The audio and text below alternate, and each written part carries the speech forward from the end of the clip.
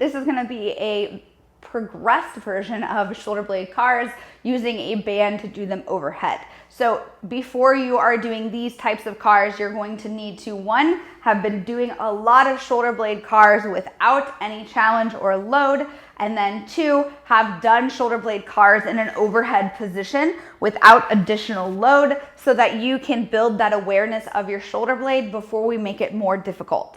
This band is going to add some assistance in the reaching part overhead, which a lot of people need because we are so stuck with our shoulder blades down and back because of the fitness industry and the poison of the cue that we use for everybody, that you are going to have some help with that from the band, but you are going to have resistance from the band in depressing or pulling down, which a lot of people also simultaneously struggle with and like to use their spines or their elbows for. So if that's you, please start with a light band to start so that you can really get the hang of what that depression feels like and where those muscles are on the bottom of your shoulder blade.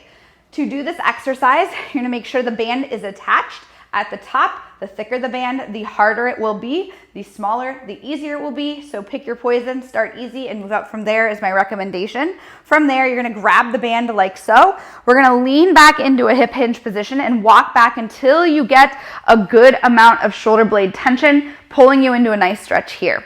Now, from here, you're just gonna do a shoulder blade car. So we're gonna reach up, we're gonna pull back, we're gonna go down towards our hip, forwards, and back up again. That would be 1 rep. Again, it's back towards the spine, down towards the hip, forwards towards the ground, and up towards our ear, and reverse it. Now forwards towards the ground, down to the hip, back towards our spine, and back up overhead. And again, same exact movement, down to the ground or away from the spine. Protract, down towards your hip, depress, back towards your spine, retract, and up towards your ear. Those are gonna be the full spine cars.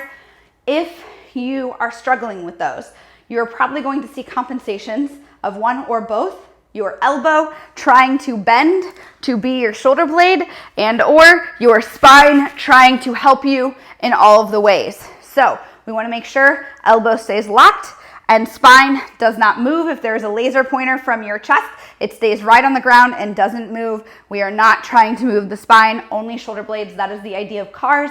Only the joint we're working on is the joint moving.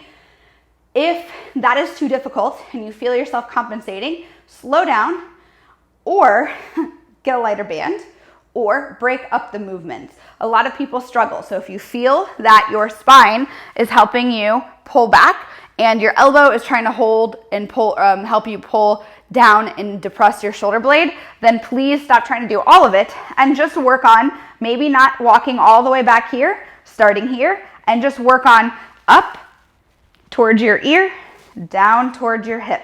Very minimal movements, very slow. Get the awareness, build the awareness, add some pauses, and then try to work on your shoulder blade cars and see if you get the hang of them, because a lot of people just don't have the strength yet. And a band will add more weight, which means it requires more strength.